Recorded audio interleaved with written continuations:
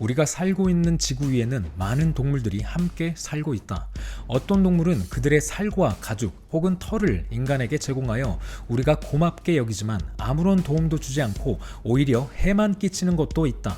그 대표적인 것이 바로 쥐다. 1971년 3월 27일 중앙일보의 기사 중 일부입니다.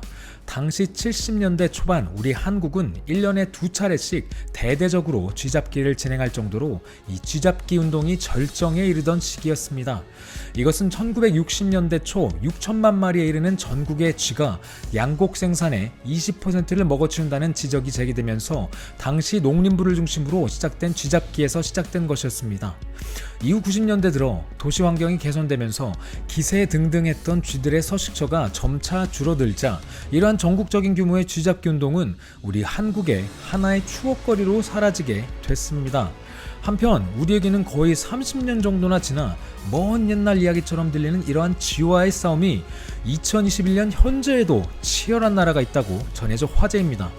전선을 갉아먹어 가정집에 불이 나고 심지어 자동차나 농기계조차 못쓰게 만들고 뿐만 아니라 전기 배선, 오토바이, 자동차, 트랙터까지 모두 망가뜨리고 있는 바로 쥐떼가 호주에 나타난 것입니다. 최근 영국의 로이터 통신은 호주 남동부 뉴사우스웨일스주 길간드라의 한 농장에서 걷잡을 수 없는 쥐떼로 골머리를 앓고 있다고 보도했습니다. 농작물을 덮어놓은 방수천막을 들추자 바글거리던 쥐들이 순식간에 우르르 달아날 정도로 농장 곳곳의 상황은 심각하다고 전해지고 있는 것인데요. 농장주가 매일 쥐덫을 놓으며 노력을 기울이고 있지만 역부족이라는 것입니다. 이에 농장주는 해당 매체와의 인터뷰에서 쥐를 박멸하고 봉지를 땜질하는 데 시간을 허비한다. 매일 끊임없이 쥐를 잡는 것뿐이다라면서 농사를 지어야 할 시간에 쥐나 잡고 앉아있을 수밖에 없는 상황에 망연자실한 것입니다. 한편 밀, 보리, 귀리, 병아리콩 등 곡식 농사를 짓는 이 농장에서는 쥐떼 때문에만 지난 몇 달 동안 13만 호주 달러, 그러니까 한화로 약 1억 1천만 원의 피해를 봤다고 전해졌습니다. 처음에는 별거 아닐 거라고 생각하며 쥐퇴치를 위해 농부들에게 무료 미끼를 제공했던 호주 정부도 이 상황이 갈수록 심각해지자 금지된 독극물 사용마저 허용해야 한다고 주장하고 있을 지경입니다. 이것은 쥐떼로 인한 전국적인 농작물 피해 정도가 뉴사우스웨일스주 한 곳에서만 9천억 원 정도의 손실이 발생할 것으로 추정되고 있는 현실 때문입니다. 한편 서양 사람들에게 인간에게 이렇게 피해를 입히는 쥐하면 가장 먼저 떠오르는 이미지는 무엇일까요? 1300년대 단 5년 만에 유럽 인구의 3분의 1인 약 2천만 명, 전 세계 인구 중 약 1억 명의 목숨을 앗아간 다름 아닌 흑사병입니다. 패스트라고도 불리는 흑사병은 패스트균이 원인으로 쥐에 기생하는 쥐벼룩이 패스트균에 감염되어 사람을 물거나 흑사병이 걸린 사람의 기침이나 재채기를 통해 전염되는 것이었죠. 증상이 발현된 후에 사망까지의 기간이 짧을 뿐만 아니라 이 치사율도 매우 높았던 것을 증명이라도 하듯 평소에 건강한 사람도 흑사병 증상이 나타나면 다음날 아침에 시체로 발견되었다는 기록이 있을 정도였습니다. 한편 현재 호주도 쥐떼로 인한 렙토스피라증 환자가 급증하고 있다고 전해집니다. 영국의 더선 등 해외 언론은 호주의 한 호텔 소유주가 쥐로 인해 렙토스피라증에 걸려 위독한 증세이다 라고 집중 보도한 것인데요. 렙토스피라증은 쥐와 같은 설치류의 소변을 통해 전염되는 병으로 우리의 인체나 다른 동물에게도 전염된다면서 그 위험성이 전해지고 있는 것입니다. 한편 호주에서 쥐 때문에 골치를 앓고 있다는 소식을 접한 우리 국내 네티즌들은 함께 걱정해주는 한편 쥐떼 퇴치에 결정적인 도움이 될 아이디어 하나를 공유하기도 했습니다. 쥐가 정력에 좋다는 연구 결과 발표하나면 1년 후에는 쥐 멸종위기 기사가 뜰 거야. 솔직히 정말 그럴듯한데 아니라는 생각이 들었습니다. 몸에 좋다면 일단 먹어보는 건 국경을 뛰어넘는 것이니까요. 한편 호주에서 쥐떼로 이렇게까지 골머리를 앓고 있는 와중에 그럼 도대체 우리 한국은 어떻게 쥐와의 전쟁에서 승리를 한 것일까요? 6.25 전쟁이 발발해 전쟁으로 거의 모든 걸 잃고 이후 삽시간에 가장 가난한 나라가 되어버린 우리 한국은 당시 심지어는 다른 나라의 도움 없이 스스로 일어서기 힘들 정도의 상황이었습니다. 그렇기에 한 끼 먹을 것조차 없어 매일 굶주린 배를 움켜져야 했던 우리 국민에게 미국을 비롯한 호주, 캐나다, 영국, 스웨덴 등에서는 우유와 밀가루를 보내면서 한국 살리기에 나설 정도였던 것이죠. 이렇게 전쟁 후유증을 겪은 한국은 1960년대까지만 해도 GDP가 고작 93달러로 빈곤 국가를 벗어나지 못하고 있었습니다. 하지만 이후 제1차 경제개발 5개년 계획, 새마을운동, 한강의 기적 등 우리 한국에 고도의 성장을 안겨준 시기를 지나면서 결국 우리의 삶의 질은 높아졌고 인구도 늘어나면서 풍요로워졌습니다. 그리고 우리의 풍요와 함께 한 가지 더 늘어난 것이 있었는데 다름 아닌 바로 쥐였습니다. 한 쌍의 쥐가 1년이면 1250마리까지 늘어날 수 있는 그 어마무시한 번식력에 한국 경제가 성장할수록 쥐들이 판치는 세상이 된 것이죠. 당시 농수산부의 발표에 따르면 1975년 10월 국내에 서식했던 쥐의 개체수는 1억 4918만 9181마리로 그 수가 어마어마했다고 전해집니다. 1975년 당시 한국의 인구가 약 3,528만 명이었던 걸로 따져보면 인구당 4마리, 한 집당 평균 약 20마리가 서식하는 꼴이었습니다. 당시 쥐가 우리 국민에게 끼친 피해는 쥐가 먹어치운 한 해 식량만 해도 즉 240억 원어치로 당시 곡물 총생산량의 8%에 이를 정도였습니다.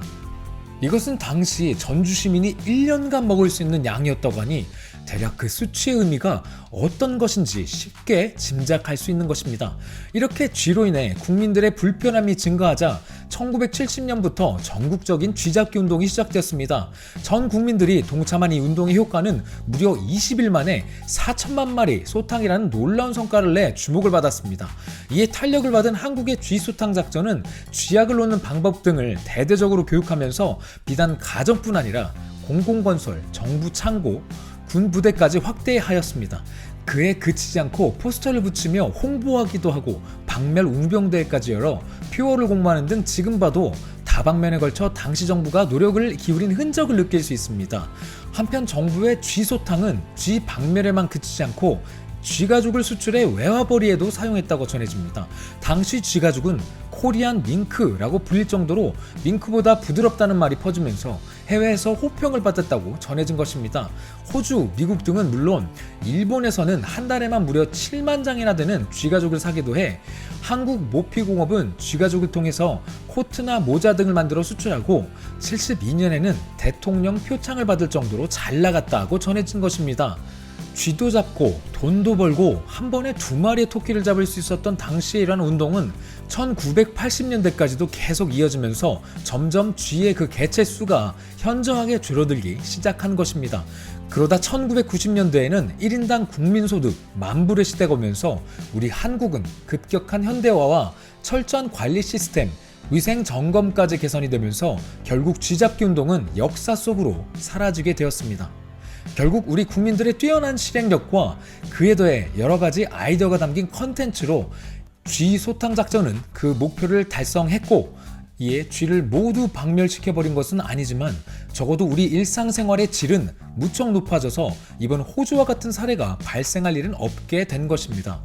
우리는 이 지점에서 한번 생각을 해봐야 합니다. 만약 1970년대에 시작된 우리 한국의 쥐잡기 운동을 다른 나라에서 했더라면 과연 같은 성과가 나왔을까 하는 질문 말입니다. 멀리 갈 것도 없이 베트남에서만 봐도 그 답을 쉽게 알 수 있습니다. 베트남이 프랑스 식민지이던 시절 프랑스는 베트남의 쥐를 소탕하기 위해 베트남인들에게 쥐가죽을 벗겨오면 돈을 주겠다고 했습니다. 가난했던 베트남인들이 돈을 벌기 위해 눈에 불을 켜고 쥐를 잡을 것이라는 계산이었던 것이죠. 하지만 그 결과는 정반대였습니다. 오히려 그 개체수가 기하급수적으로 늘어난 것인데요. 왜 그랬을까요? 다름 아닌 돈에 눈이 먼 베트남인들은 쥐를 잡아야 한다는 이 목표는 잊은 채 돈이 벌린다는 수단만 생각하면서 결국 쥐 사육을 시작했기 때문입니다. 쥐를 잡으라고 했더니 쥐를 사육해버린 베트남의 사례는 솔직히 이거 좀 너무한 거 아닌가 싶었지만 이런 실패가 꼭 프랑스와 베트남만 그런 것일까요? 미국의 경우도 정부가 쥐퇴치 정책을 내놓을 뿐 국민들이 따라주지 않아서 이번 호주와 마찬가지로 여전히 쥐와의 전쟁이 끝나지 않았다고 전해지고 있는 것이죠. 더 나은 삶의 질이라는 목적을 위해 쥐를 소탕해야 한다는 똑같은 목표가 분명 있었습니다. 하지만 한 나라는 그 목표를 수십 년 전에 이미 달성하고 더 나은 삶을 성취한 반면에 다른 나라들은 현재 2021년까지도 여전히 해결하지 못한 채 전전긍긍하고 있는 현재 상황을 곰곰이 생각해 봅니다. 대체 왜 다른 나라는 저 모양인가라는 생각도 드는 한편, 대체 왜 우리 한국은 이토록 다른 결과를 만들어내는 것인가? 쥐 때문에 세계가 떠들썩한 가운데 우리 한국은 시원한 시케 한 잔 마시면서 그 광경을 여유롭게 지켜보고 있습니다. 이상 진심TV였습니다.